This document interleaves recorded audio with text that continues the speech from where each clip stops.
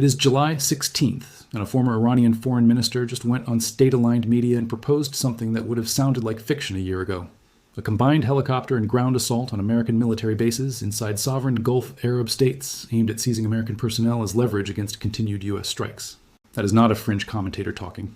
That is Manouchehr Mottaki, Iran's foreign minister from 2005 to 2010, and a sitting member of parliament, saying openly that if the United States moves against Iranian territory, Tehran has the right, in his words, to invade what is effectively U.S. territory represented by American military bases in the region. Whether that proposal reflects genuine Iranian military planning or a rhetorical bluff aimed at deterrence is impossible to know from the outside. But the fact that it was said publicly by a former head of Iranian diplomacy tells you something important about where the confidence or the desperation inside Tehran's political class currently sits. Let's back all the way up, because to understand why a proposal this extreme is even being floated, you need to understand the sheer scale of what Iran has absorbed over the preceding days. Southern and Western Iran have experienced widespread power blackouts, visible enough that state television's own World Cup broadcast cut to black mid-segment, with one of the presenters making light of the outage on air. Bandar Abbas, Iran's principal southern port, and Chabahar, in the country's southeast near the Pakistani border, have both taken repeated targeted strikes in recent days, part of a broader American campaign hitting coastal military and dual-use infrastructure up and down Iran's southern coastline. Now, let's get into the specific numbers, because the scale of what CENTCOM has confirmed this week deserves to be stated plainly. CENTCOM announced it had completed an additional round of strikes against Iran, hitting dozens of military targets near the Strait of Hormuz and along Iran's coastal areas, using fighter aircraft, drones, and naval assets to launch precision munitions against Iranian missile and drone sites, naval capabilities, and coastal defense systems over a 7-hour operation. That strike wave came the same day American forces formally resumed the naval blockade against vessels transiting to and from Iranian ports and coastal areas, a blockade, CENTCOM said, went into force at 4 p.m. Eastern Time. CENTCOM's own public statement closed with a line worth repeating exactly as issued. U.S. forces remain vigilant, lethal, and prepared to execute operations directed by the Commander-in-Chief. That specific 7-hour window represented one of the longer sustained strike packages of the war to that point, a duration that reflects the sheer number of coastal sites, from Bandar Abbas to Chabahar to smaller port facilities like Shahed that American planners have identified as tied to Iran's ability to threaten shipping through the strait. Read that again, because the specific word choice matters. Alongside that strike statement, Admiral Brad Cooper, CENTCOM's commander, issued a separate accountability statement this week, stating that over the past 7 days, Iran had intentionally targeted civilians across the region by attacking 7 commercial ships, resulting in nearly a dozen civilian crew members killed, missing, or injured, and that Iranian forces had also launched dozens of missiles and drones toward neighboring Gulf countries. Among the casualties tied to that pattern of attacks, an Indian worker was killed and a number of Ukrainian crew members were injured in strikes on vessels transiting the strait, according to reporting on the incident. That is not military commentary. It is the kind of formal, legally worded statement that builds a public record, one every affected shipping nation and every Gulf partner can point to as justification for the campaign's continuation. It is also worth noting how muted the response from the governments of the affected sailors' home countries has been so far. Neither the Ukrainian nor the Indian government issued a strong public condemnation in the immediate aftermath, a restraint that likely reflects each government's own careful calculation about how much diplomatic capital to spend on a conflict neither is a direct party to, even as their own citizens bear some of its human cost. Beyond the coastal military strikes, American forces have also been reported to have expanded targeting toward Iranian ground force positions well away from the coastline, including checkpoints and what has been described as an attack affecting an Iranian army mechanized brigade in the southeastern Sistan and Baluchestan province, reportedly resulting in significant Iranian military casualties. Separately, reporting has indicated a senior Islamic Revolutionary Guard Corps intelligence figure operating in Khuzestan province was killed in a strike attributed to American forces. Given the difficulty of independently verifying individual personnel losses inside Iran through open channels, these specific claims should be treated as reported rather than fully confirmed, though they are broadly consistent with the pattern of expanding American targeting beyond purely coastal and maritime infrastructure that has characterized this stretch of the war. Now, let's talk about where Iran's retaliation actually landed, because the picture here is genuinely mixed rather than uniformly one-sided in either direction. The IRGC launched Shahed 136 suicide drones and ballistic missiles at Kuwait, Bahrain, and Jordan over the preceding day. In Kuwait, at least one Iranian drone strike reportedly reached oil storage facilities without being intercepted, despite American-assisted air defense coverage.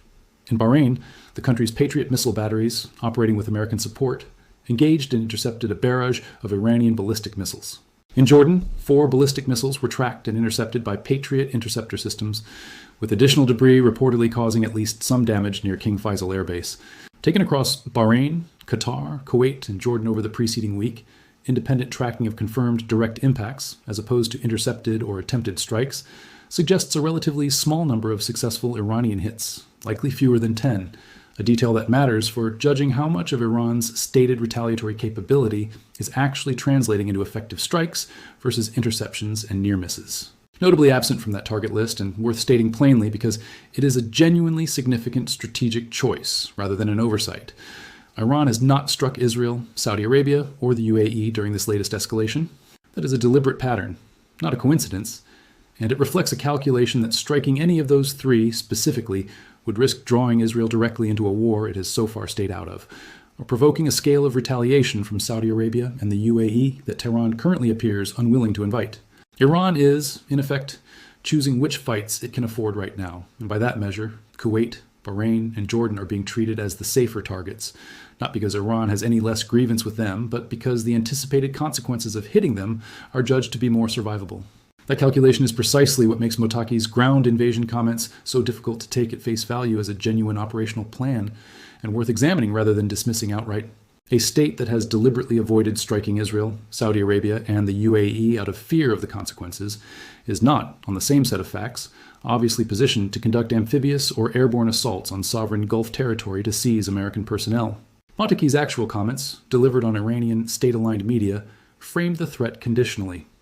If the United States moves to seize Iranian territory, such as Karg Island, or launches a ground operation inside Iran, then Tehran would claim the right to respond by targeting American bases in the region through a combined air and ground assault. That conditional framing matters enormously because it reframes the statement less as an imminent, unprovoked invasion plan and more as a deterrent warning aimed at discouraging the United States from escalating toward its own ground operations or territorial seizures inside Iran. Mottaki separately dismissed the Islamabad memorandum negotiations entirely, describing them as what he called a deception plan, a characterization that puts him firmly in the camp of Iranian hardliners skeptical of any diplomatic track with Washington. The IRGC separately issued its own public statement this week, calling on the populations of Kuwait and Jordan to expel American forces from bases on their soil, invoking the higher Palestinian casualty toll from the broader regional conflict as justification, and describing American troops in harshly inflammatory terms. Whether that public messaging represents genuine planning for direct action, or functions primarily as psychological pressure aimed at destabilizing Kuwaiti and Jordanian domestic politics around hosting American forces, is not something that can be determined with confidence from outside Iran's own command structure. But the gap between rhetoric this explicit and Iran's demonstrated unwillingness to escalate against its most capable regional adversaries is worth holding in mind before treating any of it as an imminent operational certainty. Kuwait and Jordan, for their part, have shown no public indication of any domestic movement toward the kind of expulsion the IRGC statement was calling for, and both governments have continued publicly condemning the Iranian strikes on their own territory in the days since. Now, let's talk about the platforms and tactics actually driving this exchange, because the technical picture matters for judging how sustainable either side's current posture is. Iran's Shahed 136 is a slow, relatively cheap, one-way attack drone, effective primarily through volume and saturation rather than individual sophistication, which is precisely why it has proven useful against fixed targets like oil storage facilities when air defenses are stretched thin across multiple simultaneous threats arriving from different directions at once. Patriot batteries, the primary defensive tool deployed across Bahrain, Kuwait, and Jordan with American support, are considerably more expensive and limited in number than the drones and missiles being fired at them, which means every successful interception, however impressive to watch on video, represents an ongoing drawdown of a finite defensive resource against an adversary that can, for now, still generate additional waves of comparatively cheap incoming fire. That asymmetry, expensive interceptors against cheap drones and missiles, is one of the defining strategic tensions of this entire war, and it applies with equal force whether the country doing the intercepting is a Gulf monarchy with a small population or the United States military itself. There's also a maritime dimension to this stretch of the war that deserves careful, appropriately hedged treatment, because the available information is genuinely incomplete. A Turkish-owned bulk carrier was reported to have partially sunk and broken apart near the Iranian coast close to Bandar Abbas. Accounts of what caused the sinking diverge, Some reporting has attributed it to a naval mine, consistent with mines the IRGC has laid in parts of the strait as part of its broader effort to control passage, while Iranian officials have offered a different account. Given the conflicting and currently unverified nature of the available reporting on this specific incident, it should be treated as an unresolved question rather than a settled fact in either direction. And Turkey's own government reaction, given a Turkish-flagged vessel was involved, is likely to shape how this incident gets resolved diplomatically in the days ahead, regardless of which account of the cause ultimately holds up. Now, for the domestic picture inside Iran itself, because the war's effects are not confined to strikes on coastal military infrastructure. There have been reports of checkpoints appearing in smaller Iranian cities that had not previously seen this level of military security presence, a pattern that, if accurate, would suggest heightened concern inside the security establishment about unrest, coinciding with the strain of ongoing American strikes. Reports have also indicated that Iranian military leadership ordered forces to evacuate major headquarters buildings in large cities in recent weeks, relocating personnel to smaller, more dispersed barracks in an apparent attempt to reduce the risk of a single strike inflicting mass casualties or eliminating a concentrated command structure in one location. If accurate, that kind of dispersal decision reflects genuine concern inside Iran's military leadership about the precision and reach of American targeting, though it also comes with its own trade-offs. Dispersed forces are harder to coordinate and harder to resupply than concentrated ones, even as they are individually less vulnerable to any single strike. Iran's domestic uprising in January remains a relevant backdrop here. The government's harsh crackdown on those protests, which by some estimates left tens of thousands dead or injured, has left deep and unresolved grievances that continue to shape how ordinary Iranians relate to their own government, independent of how this war with the United States concludes. Any claims of new organized resistance activity inside Iran during this specific week should be treated with real caution, given the difficulty of independently verifying such reports from outside the country and the incentive various parties, including opposition media operating outside Iran, have to either overstate or understate their scale. What can be said with more confidence is that the underlying grievances driving the January uprising, economic hardship, political repression, and deep public frustration with the regime's handling of both domestic governance and this war specifically, have not been resolved in the months since, and a sustained war economy layered on top of an already struggling one is unlikely to reduce that underlying pressure regardless of how the conflict with the United States ultimately concludes. On the diplomatic track, Iran's parliamentary speaker, Mohammad Bakr Kalibaf, has reportedly signaled willingness to re-enter negotiations with the United States, even as Iran had, only days earlier, declared the Islamabad Memorandum, the ceasefire framework agreed to in June, effectively void. Kalibaf reportedly qualified that openness carefully, stating that negotiation does not mean compromise, a distinction that matters enormously for reading how much genuine flexibility exists on the Iranian side. The framing appears calibrated less for an American audience and more for Iran's own hardline factions, who have consistently treated any negotiation with Washington as tantamount to capitulation,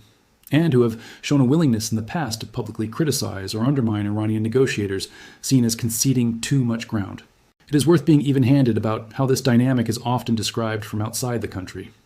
Framing every negotiating move as one side unilaterally selling out understates how genuinely difficult it is for negotiators on both the American and Iranian sides to make concessions while satisfying domestic political constituencies that view compromise itself as betrayal, a dynamic that shows up in nearly every protracted conflict of this kind, not just this one, and that applies to hardline critics of any negotiated settlement on both sides of this particular war. That domestic political pressure inside Iran is also shaped by regional developments beyond the immediate war. Iraq's prime minister, during a visit to Washington this week, reportedly set a deadline for Iran-aligned armed factions operating in Iraq to disarm, part of a broader pattern of American diplomatic pressure aimed at weakening the wider network of Iran-aligned armed groups across the region, from factions in Iraq and Syria to Hezbollah in Lebanon and the Houthis in Yemen. Whether that pressure campaign succeeds in meaningfully degrading Iran's regional network of allied and proxy forces, or simply pushes those groups further underground without eliminating their capability, remains to be seen, but the pattern of coordinated diplomatic pressure across multiple countries simultaneously suggests a deliberate American strategy of isolating Iran's regional support network in parallel with a direct military campaign inside Iran itself. If that broader regional pressure campaign continues to advance, even while the direct war with Iran remains unresolved, it would represent a meaningful strategic achievement independent of how the Strait of Hormuz standoff itself eventually concludes, stripping away much of the external support network Iran has relied on for decades to project influence and apply pressure on its adversaries without direct, attributable Iranian military action. Now for the honest strategic assessment of where all of this actually leaves the war heading into the days immediately ahead. Iran's continued avoidance of striking Israel, Saudi Arabia, or the UAE, even as it escalates rhetoric about ground assaults on American bases and continues attacking commercial shipping, suggests a government making highly selective, risk-calibrated choices about which fights it can survive, rather than one operating from a position of confident strength. Mottaki's comments about a ground assault on American bases should be read in that context. A maximalist rhetorical threat from a political figure without direct command authority over IRGC operations, issued at a moment when Iran's actual demonstrated military options against its most capable regional adversaries remain visibly constrained. That does not make the threat meaningless. Rhetoric like this shapes domestic political expectations inside Iran and can create pressure on the IRGC to eventually act on threats it might not otherwise have chosen to carry out, simply to avoid appearing weaker than its own government's public statements. But it is a meaningfully different thing from a credible, imminent operational plan, and conflating the two risks, badly misreading where this war is actually likely to go next.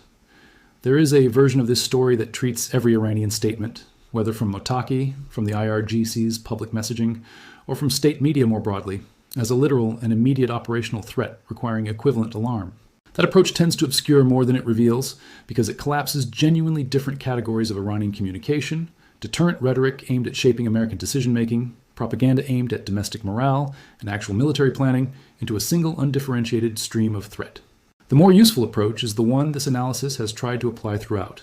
treating confirmed strikes, confirmed interceptions, and on-the-record statements from named officials as the evidentiary baseline, while explicitly flagging claims that remain unverified, whether they originate from Iranian state media or from opposition-aligned commentary outside the country, as exactly that, unverified, pending further corroboration from independent sources. What is verifiable and worth stating plainly?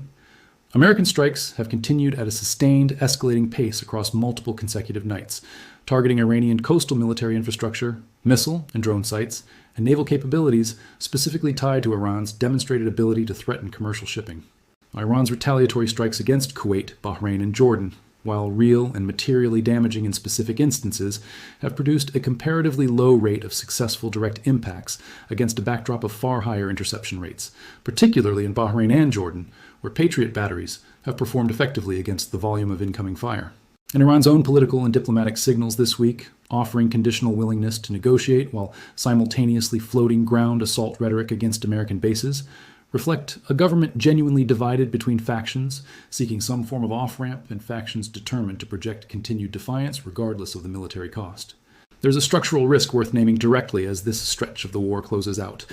A government sending mixed signals this openly, conditional openness to talks from its parliamentary leadership, alongside ground invasion rhetoric from a former foreign minister, is not a government speaking with one clear, authoritative voice. That internal inconsistency matters enormously for anyone on the American or Gulf side trying to calibrate a response, because it is genuinely unclear which faction's messaging reflects where actual Iranian decision-making authority currently sits, particularly this soon after the transition to a new supreme leader following Ayatollah Ali Khamenei's death earlier this year. Negotiating with a government that cannot reliably speak for its own security establishment is considerably harder and considerably more prone to miscalculation on both sides than negotiating with one operating from clear, centralized authority. That uncertainty extends to the question of Iran's eventual political trajectory as well, a question that inevitably comes up whenever a government is under this much sustained internal and external pressure simultaneously. There is no shortage of opinions, both inside Iran and among the Iranian diaspora abroad, about what kind of government should eventually replace the current one,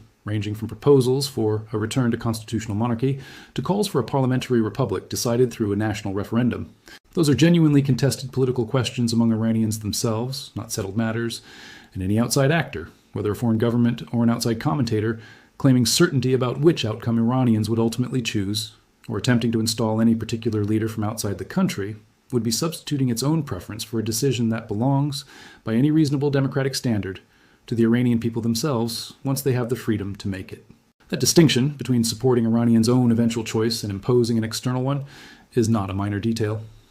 Historical precedent across multiple countries suggests that externally imposed political transitions tend to produce prolonged instability rather than durable, legitimate governance, a lesson relevant to how any outside power should think about Iran's political future, regardless of how this specific war concludes. Whether this pattern of uncertainty, an American military campaign advancing steadily against a fragmented, internally divided Iranian government, resolves through a genuine negotiated pause, through further military attrition grinding down Iran's conventional capability, or through some less predictable domestic political shift inside Iran itself, more than any single strike or any single rhetorical threat, is the variable most likely to determine whether this war moves toward a negotiated pause or toward further, harder escalation in the days immediately ahead.